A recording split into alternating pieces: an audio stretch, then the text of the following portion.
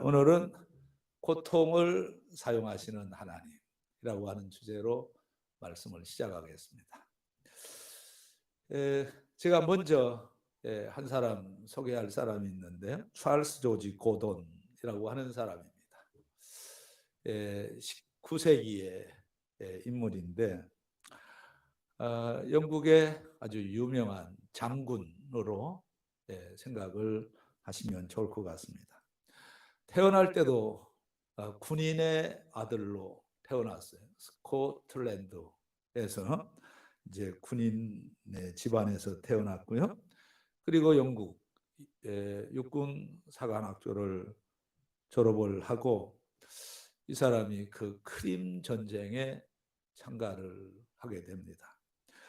특히 이 사람이 이제 국가적인 영웅으로 부상하게 된 사건이 있는데요. 1860년 중국에 파견된 후에 아마 태평 천국의 난의 평정에 참가해가지고 크게 공을 세우게 됩니다. 그래서 영국 정부가 국가적인 영웅으로 이제 추앙을 하게 되는데요. 그래서 이 영국 정부가 나라를 위해서 크게 공헌을 했다라고 생각을 하고 그 크게 수원을 세운 이 고돈 장군을 여러 가지로 일체 시하를 할 계획을 갖게 됩니다. 그 중에 하나가 뭐냐 하면 동상을 세워서 길이 기념을 했으면 좋겠다 해가지고 기념비를 세워주겠다 이렇게 얘기를 했는데요. 이 고돈 장군이 거절을 합니다.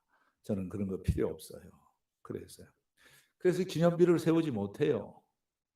그러다 보니까 또 영국 정부에서 뭐라고 제의를 했느냐 하면 자기를 수여하고 포상금을 지급하겠다. 포상금을 지급하겠다. 이렇게 얘기를 했는데도 그거 역시 수락을 하지 않아서 하지 못하게 됩니다. 그래서 정부가 고민을 하다가 어떻게 그래도 나라를 위해서 이렇게 공헌을 했는데 뭔가 좀 해줘야 되지 않겠나 생각을 하다가 이제 뭘 했느냐 하면 큰 건 아니지만 금메달에 그 사람이 세운 공을 기록을 해가지고 금메달을 만들어서 그걸 줬는데 그건 받았다네요. 근데 이 고돈 장군이 이제 세상을 떠나게 됩니다. 세상을 떠난 다음에 유품을 정리하게 되는데 그런데 그 이제 받았던 메달이 안 보이더라는 거예요. 그래서 그 중요한 메달, 그 대대손손 그 이어 가야 될 그 메달인데 이 메달이 어디 있을까? 아무리 찾아도 없더라는 거예요. 그래서 어딘가 있겠다 싶어가지고 그 메달을 찾아 나섭니다. 추적을 했는데 추적해 본 결과 그 메달을 이렇게 썼더랍니다. 이 맨 체스트에 아주 크게 흉년이 들었을 때인데 그때 흉년 때문에 밥을 굶는 가난한 사람들이 있었다네요. 그때 바로 이 고돈 장군이 자기가 받았던 그 메달을 그걸 팔아가지고 흉년 때문에 밥을 먹지 못하고 있었던 사람들한테 그 돈을 다 나누어 주었다는 거예요. 그 일을 자기가 한 일에 대해서 자기가 이제 일기장에 기록을 했어요. 그때 생각을, 그때 감정을 기록을 했는데 뭐라고 기록을 했느냐 하게 되면 나는 이 세상에서 가장 귀하게 여기던 선물을 그리스도께 바쳤다 라고 얘기를 했어요. 제가 지금 잘 표현은 못했지만 그래도 내용들은 다 좀 알아들으셨죠? 무슨 생각을 하셨습니까? 좀 다른 사람하고는 사는 방법이 좀 다르구나 라고 하는 생각을 했으리라고 생각을 합니다. 우리 사람들에게는 세 가지 본능이 있다고 그래요. 세 가지 본능. 첫째가 뭐냐? 소유하고자 하는 본능. 두 번째가 뭐냐? 되고자 하는 본능. 세 번째가 뭐냐? 보여지고자 하는 본능이 있다는 거예요. 소유하고자 하는 본능을 일컬어서 일명 뭐라고 얘기하면 육적인 욕망이라 이렇게 얘기를 하는 거예요. 많이 소유하려고 하는 거. 근데 이 고돈 장군은 소유하고 싶은 마음이 없었던 거예요. 그걸 이긴 거죠. 그런 반면에 또 인간들은 무슨 욕망을 가지고 사느냐?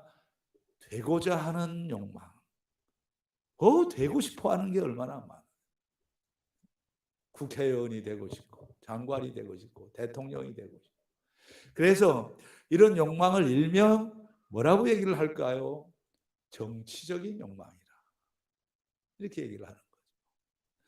그리고 또 하나가 있는데, 이 욕망입니다. 보이고 싶어 하는 욕망. 보이고 싶어. 잘 보이고 싶어 하는 욕망. 아마 이 욕망은 여자들이 남자들보다 더 많지 않겠나. 이뻐 보이고자, 아니, 말이 잘 안 되는 것 같은데. 네, 자, 다시 한번 말을 만들어 볼게요. 이뻐 보이고자 하는 욕망. 이뻐. 그래서 이뻐 보이려고, 예뻐 보이려고 노력들을 많이 하죠. 근데 중요한 것은 뭐 예뻐 보이고자 하는 욕망, 자연스러운 일이라고 생각을 합니다. 그런데 우리가 이 보이고 싶어 하는 욕망을 일명 종교적인 일과 관련을 시키게 되면 굉장히 이 무서운 질병이 되는 거예요. 자, 그래서 이걸 일명 종교적인 욕망이라고 얘기를 하는데, 교회 나와서 봉사를 하거나 뭘 하거나 다 잘 보이고 싶어서 한다. 말이 안 되는 거죠. 쇼업이라고 얘기를 할 수가 있는데, 그래서 우리 예수 믿는 사람들은 뭘 이 좋은 일 할 때 선행이라고 얘기를 할까요? 선행을 할 때 적어도 세 가지의 비밀을 만들어 가야 되는 거예요. 우선 첫째는 자기 자신에게 비밀이 있어야 돼요. 또 하나는 다른 사람에게도 비밀이 있어야 돼요. 그리고 또 하나는 하나님 앞에서도 비밀스럽게 해야 되는 것이다 라고 하는 것이거든요. 자, 아까 제가 고돈 장군에 대한 이야기를 했어요. 자, 그 사람은 자기가 공을 세워서 받았던, 아니 기념비를 세워준다고 하고 또 돈을 준다고 해도 다 거절을 해버렸어요. 조그마한 메달 하나 만들어줬는데 그것마저도 가난한 사람들을 위해서 다 주어버렸어요. 그런데 중요한 건 뭐냐? 아무도 모르게 했다라고 하는 거예요. 자기 자신도 하고서 잊어버린 거예요. 다른 사람이 알 수가 없었던 거예요. 그러니까 자기에게도 비밀스럽게, 다른 사람에게도 비밀스럽게, 그리고 중요한 것은 하나님 앞에서도 비밀스럽게 했다라고 하는 것이죠. 이렇게 사는 사람들을 우리는 일명 보통 사람들하고는 다르게 사는 사람이구나 라고 말할 수 있는 거 아니겠습니까? 근데 요즘 보면 뭐 조금 착한 일을 하고 좋은 일을 하고 나팔을 부르대는 사람들이 너무 많아요. 제일 꼴불견이 뭔지 아세요? 교회에서 이제 일어나는 일들이죠. 교회 헌금 많이 했다고 이렇게 박수 쳐주고 표 만들어주고, 그리고 또 교회가 어디에 무슨 공동 모금에 뭐 돈을 얼마 뭐 한다고 사진을 찍고 이런 거 다 사진 찍는 순간 다 무효가 돼버리는 거예요. 비밀스럽게 해야 된다라고 하는 것이죠. 스코틀랜드에 아주 부자 아버지가 있었어요. 네 아들을 두고 있었는데요. 근데 부자인데 이 네 아들에게는 아주 인색했다는 거예요. 돈을 안 주었어요. 그래서 아들들이 아버지에 대한 감정이 안 좋아요. 왜냐하면 너무 인색했기 때문에. 그래서 아들들이 아버지를 뭐라고 얘기를 하냐면 노랭이 같다, 수전너다, 그리고 또 구두쇠다, 이런 말을 했습니다.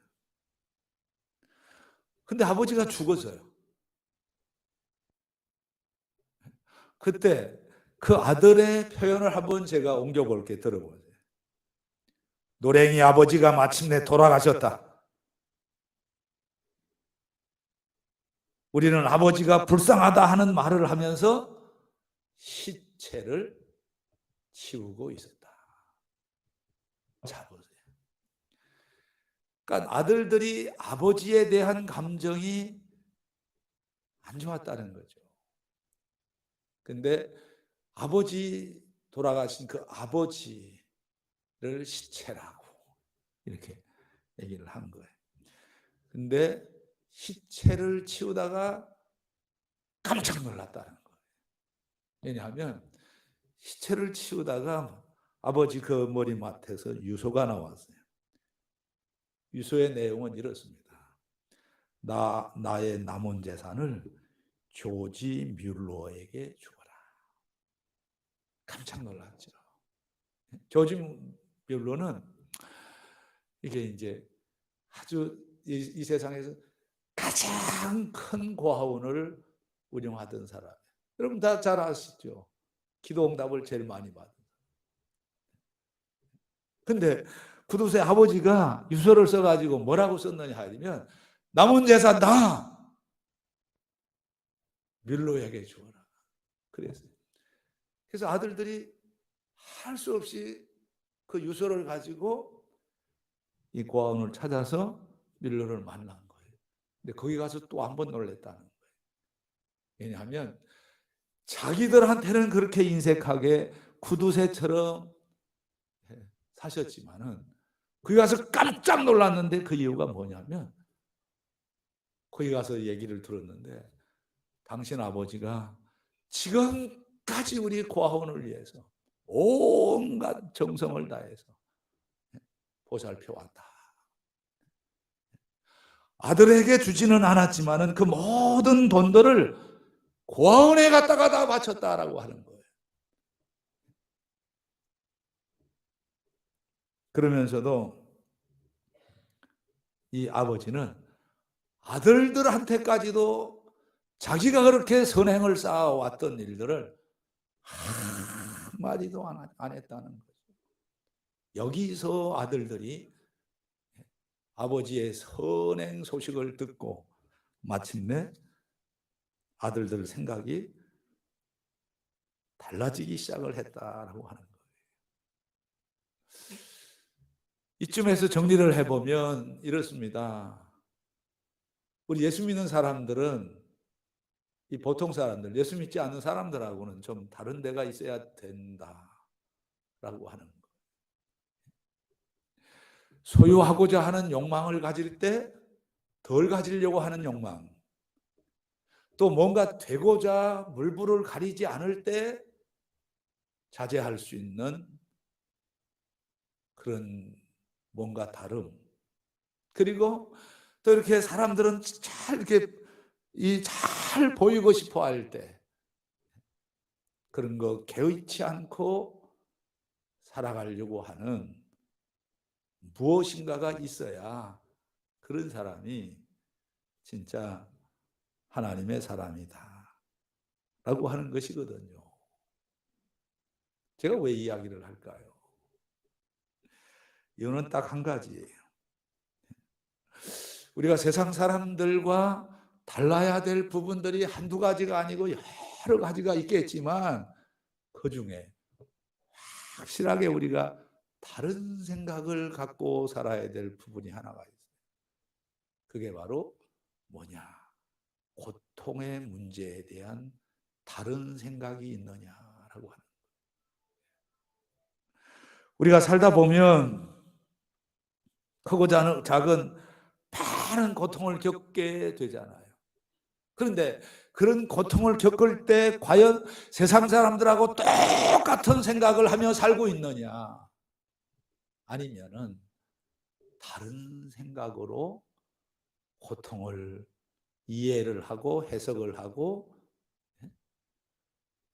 고통을 설명하고 있느냐라고 하는 것입니다. 오늘 우리가 읽은 본문에 보면 확실히 다르게 살려고 몸부림쳤던 사람 한 사람이 나오네요. 바울입니다. 바울은 이 고통에 대해서 다른 생각을 가지고 있었어요. 그럼 어떤 생각을 가지고 있었느냐? 이 고통이 원망으로 이어지지 않고 이 바울은 자기가 겪고 있는 이 고통을 다른 해석을 할 수가 있었다라고 하는 것이거든요. 그 중에 하나가 뭡니까? 바울은 고통을 이렇게 해석을 했습니다. 고통을 통해서 하나님이 나를 겸손하게 만들어 주셨다. 다른 생각이죠. 오늘 우리가 읽은 7절 말씀을 함께 한번 봅니다. 여러 계시를 받은 것이 지극히 크므로 너무 자만하지 않게 하시려고 내 육체의 가시 곧 사탄의 사자를 주셨으니 이는 나를 쳐서 너무 자만하지 않게 하려 하시니, 이게 다른 사람이 한 말이 아니고 고통을 실제로 겪고 있었던 사도 바울이 한 이야기예요. 고통을 뭐라고 얘기를 하냐면 하나님이 나를 자만하지 않도록 하기 위해서, 겸손하게 만드시기 위해서 나에게 이 육체의 가시를 주었다. 이 육체의 가시. 이 육체의 가시를 원어로 보면 어떤 뜻이 있느냐 하면 스클로푸스라고 하는 단어인데요. 이건 경계라는 단어예요. 경계. 그러면 왜 제가 이 원어를 가지고 설명을 하느냐 하게 되면 이 사전적 의미는 경계인데요. 여기서 우리가 뭘 볼 수 있느냐 하면 바울이 당하고 있는 이 육체의 가시의 범위가 얼마나 큰가. 그리고 그 육체의 가시의 고통의 강도가 얼마나 강한가. 온몸으로 퍼진 거죠. 견딜 수가 없는 거죠. 그런데 이런 육체의 가시 때문에 압박을 당하면서 이 사도 바울은 건강한 생각을 한 거예요. 무슨 생각을 했느냐 하면 하나님이 미워서 나에게 이 고통의 가시를 준 것이 아니라 하나님께서 나를 더 좋은 사람, 더 성숙한 인격의 사람으로 나를 만드신 사건이 되었다 라고 얘기를 하는 거예요. 얼마나 건강한 생각입니까? 이 겸손해진다고 하는 것이 쉬운 일이 아니죠. 겸손해진다라고 하는 것 쉬운 일이 아니에요. 근데 육체의 가시로 콕콕 찌르면서 하나님은 바울을 어떻게 만들어 가고 계셨느냐 하면 겸손하게. 그래서 그 가시가 뭘로 바뀌게 되느냐 하면 은혜의 보좌가 되는 거예요. 여러분 아이들 우리 그 영어 학교에서도 그 영어 스펠링 여기 놓았다 저기 놓았다 이렇게 하면서 단어를 만들어 가거든요. 근데 가시를 영어로 뭐라고 하냐면 돈. 근데 이 가시를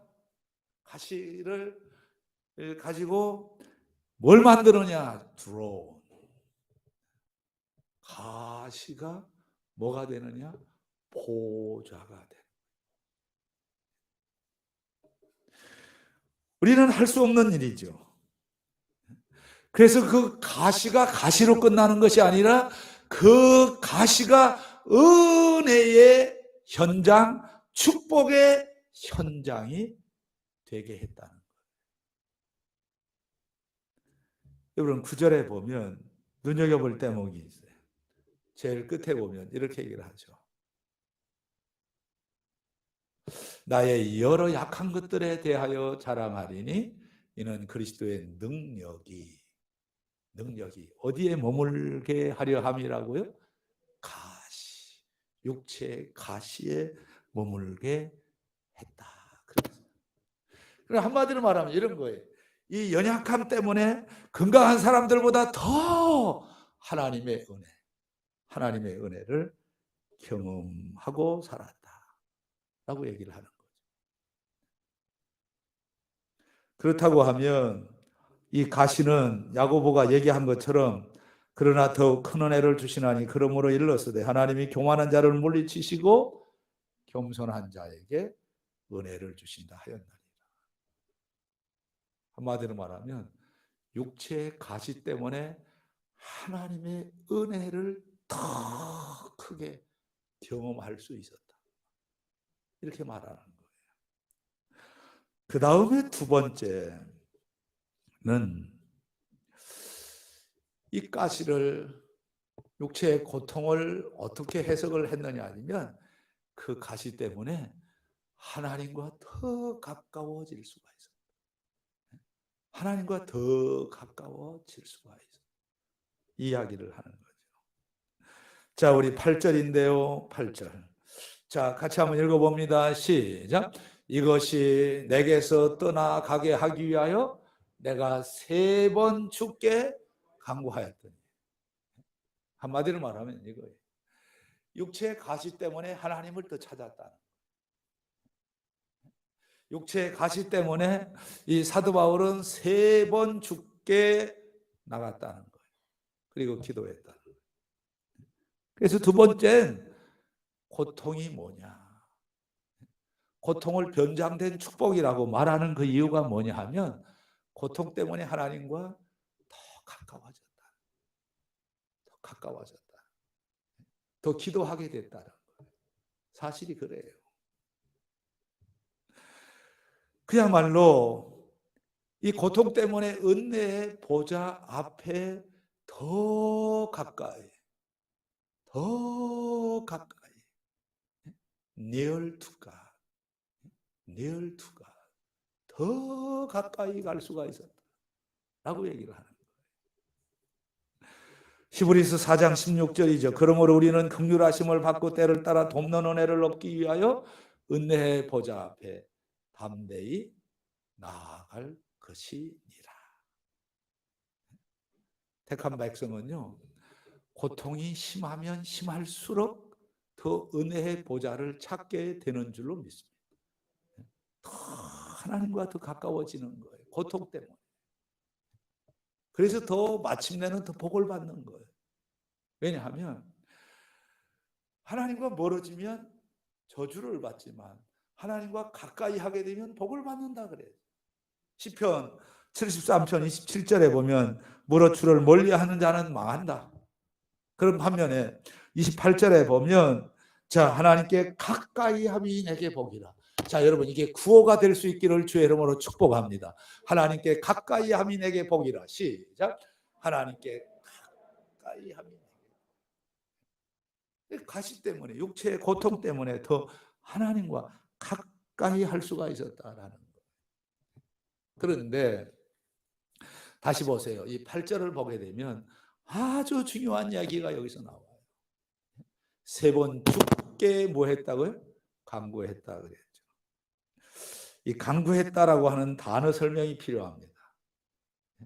이 단어는 파라칼레오라고 하는 단어인데 제가 막 이제 설교 준비를 하고 있는데 이때쯤 미국에서 어떤 일이 있었느냐 아니면 이 강구라고 하는 이 파라칼레오라고 하는 이 단어가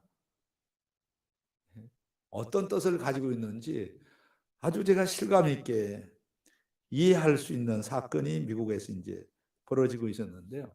지난 11월 16일 날이었어요. 11월 16일.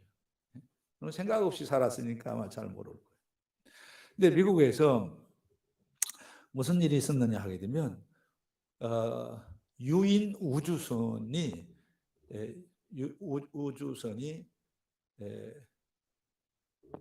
그 우주선을 그 발사를 했는데 유인 우주선 몇 명이 타냐? 4명이 타요.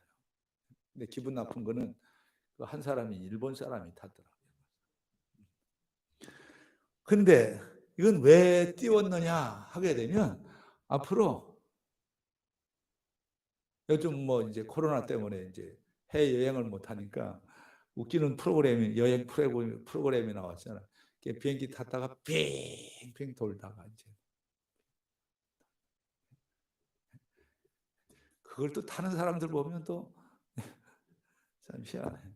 근데 지금 미국에서 무슨 여행 상품을 지금 만들고 있느냐 아니면 실제로 우주 여행 모델을 만드는 거예요. 우주 여행 모델을 위해서 우주선을 이렇게 띄웠어요. 이게 바로 민간 우주선을 발사를 한 거예요. 근데 이게 딱 도착을 한 거예요. 도착. 이때 그래서 잘 들어요. 이 우주선 이름이 뭐냐? 우주 정거장에 딱 도착을 한 거예요. 이 우주선 이름이 기가 막혀요. 기가 막혀요. 리질리언스. 왜 기가 막히냐 하게 되면 회복이라는 뜻이에요. 영어로. 그러니까 이런 이야기거든요. 뭘 하게 되면 우리가 고통스러워서 사도 바울이 3번 하나님 앞에 나가서 간구했다는데 그 간구라고 하는 말이 바로 뭐냐? 유인 우주선을 타고 그 비행사들이 그 우주 정거장에 딱 도착한 것처럼 바로 뭐냐? 이 고통당하는 사람이 이 은혜 보좌에 딱 도착을 하는 거예요. 거기서 무슨 일이 일어나느냐? 리질리언스가 일어나는 거예요. 리질리언스. 회복이라는 거예요. 리질리언스. 회복이라는 거죠. 그래서 이 단어는 자, 마태복음 8장 5절에서는요. 예수께서 가버나움에 들어갔으니 한 백부장이 나와 뭐 하고요? 간구. 이때 간구와 동시에 리질리언스가 일어나는 거예요. 회복이 일어나는 거예요. 여러분, 우주 정구장이 우리에게는 은혜의 보좌예요. 우리가 은혜의 보좌에 발을 들여놓는 순간에 리질리언스, 회복이 된다는 걸 아십니까? 마가복음 1장 40절 말씀도 한번 읽어봅니다. 자, 같이 봅니다. 시작. 한 나병 환자가 예수께 와서 꿇어 엎드려 그 다음에 뭐해? 간구. 이 간구하는 순간이 은혜의 보좌에 딱 발을 들여놓는 거예요. 그 순간에 리질리언스가 일어나는 거예요. 리질리언스. 회복이 되더라 라고 하는 것이죠. 마지막 하나가 더 있습니다. 사도 바울은 고통을 어떻게 해석을 했느냐 하면 고통이 바로 하나님의 은혜가 전시되는, 디스플레이 된다. 디스플레이. 그래서 전 이렇게 문장을 만들었어요. 하나님은 자신의 은혜를 전시하기 위하여 우리의 고통을 사용하신다. 여기서 중요한 게 오늘 3 단어를 기억하세요. 자, 겸손하게 뭐 하고요? 만드시고, 우리를 하나님과 더 뭐하게 한다고요? 가까이 하게 하고, 그 다음에 하나님의 은혜가 전시가 되고, 만든다, to make. 그리고 가까이 한다, to draw. 그리고 전시한다, to play. 고통이 있어야 뭘 하게 되느냐 아니면 이것이 하나님의 은혜였구나라고 하는 게 보여지기 시작을 한다. 그래서 여러분 9절부터 한번 보세요. 중요한 단어가 나오죠. 9절 앞에 부분만 같이 읽어봅니다. 시작. 나에게 이러기를 내 은혜가 내게 족하도다. 내 은혜가 내게 족하도다. My grace is sufficient for you. 이게 뭐냐 하면 기도했는데, 고쳐달라고 기도했는데 엉뚱한 해답이 왔어요. 내 은혜가 내게 족하도다. 자, 빨리 대답을 해요. 이게 기도 응답입니까? 아닙니까? 내 은혜가 내게 족하도다. 자, 이 표현이 기도 응답이에요? 아니에요? 읽어볼게요. 하나님은 바울에게 이렇게 말씀을 하셨습니다. 내 은혜가 내게 족하도다. 하나님은 바울의 고통을 제거해 주지 않으셨어요. 하나님은 바울의 기도대로 고쳐주지 않으셨어요. 하나님은 바울이 원하는 대로 응답하지도 않으셨어요.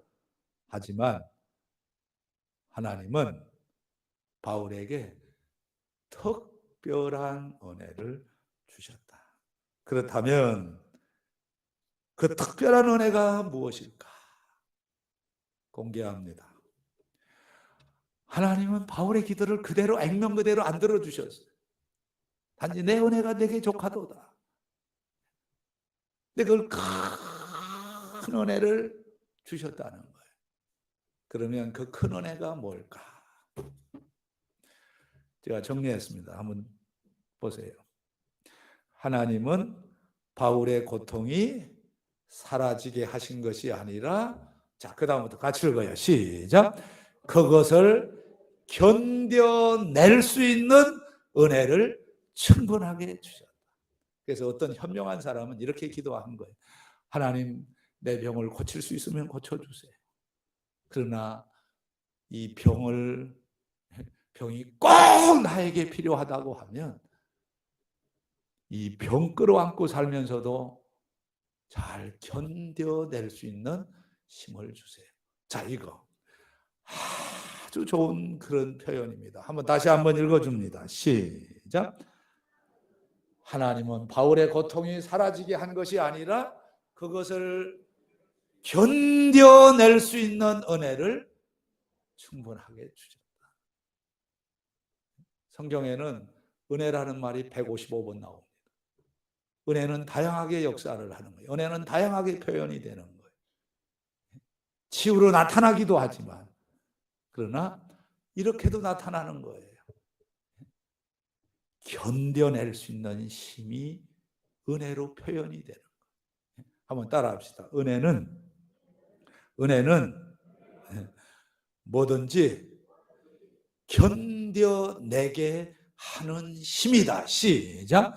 견뎌내게 하는 힘. 우리는 지금 큰 은혜를 받고 있는 줄로 믿습니다. 왜 그러냐 하면 좀 깜짝 놀랐어요. 오늘 평소 때보다 이제 일부 때가 이제 좀 더 여러분들이 좀 몇 분이 더 나오셨는데, 그래서 2부에는 안 나올 줄 알았어. 안 나올 줄. 근데 2부에 이렇게 많이 나와요. 왜 이렇게 많이 나왔는지 아세요? 옆에 분들 보면서 인사하세요. 코로나가 무섭지 않으세요? 은혜가 뭐냐 하면 이 코로나 상황 속에서도 이 예배 자리에 나와서 하나님의 은혜로 예배 드리고 있다라고 생각하는 것이 하나님의 은혜인 줄로 믿습니다. 좋은 생각들을 하세요. 좋은 생각들. 절대로 여러분, 우리가 코로나에 끌려갈 사람들 같으면 벌써 끌려간 거예요. 자, 확실히 옆에 분들 보면서 인사하세요. 코로나에 절대 끌려갈 사람은 아니네요.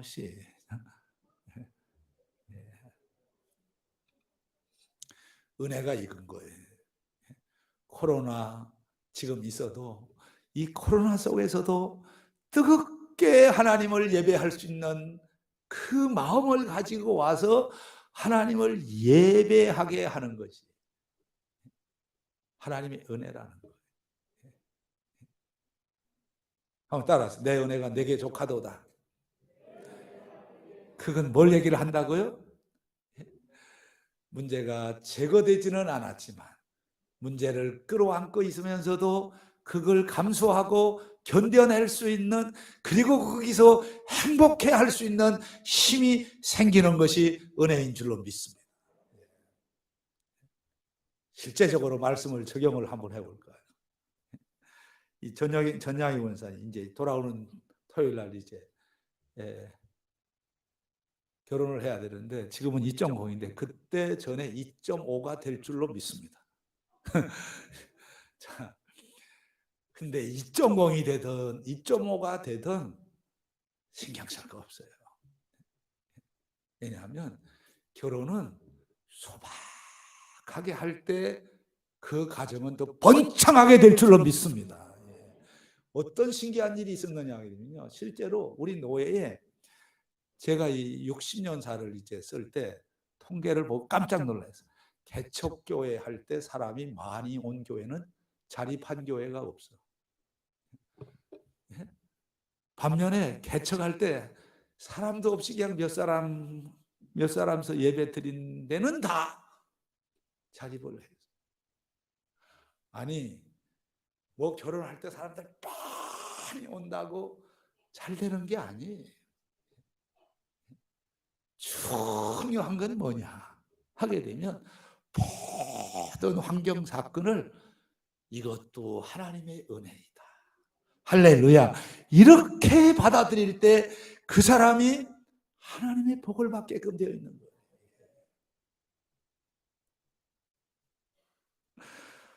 끝으로 10절 말씀 소개합니다. 10절 이렇게 얘기를 하죠. 같이 읽어봅니다. 시작. 그러므로 내가 그리스도를 위하여 약한 것들과 능력과 궁핍과 박해와 공고를 기뻐하노니 이는 내가 약한 그때에, 여러분 바울의 아킬레스건은 질병입니다. 아킬레스건 없는 사람이 어디? 근데 여러분 바울은 이렇게 얘기하잖아요. 그 약한 것들과 능력과 궁핍과 박해와 공고를 기뻐한다. 왜? 내가 그 약한 것 때문에 오히려 더 뭐해진다고요? 그러니까 육신적으로 약한 것이 영적으로 강하게 만들어 주셨다. 이게 크리스찬이라는 거예요.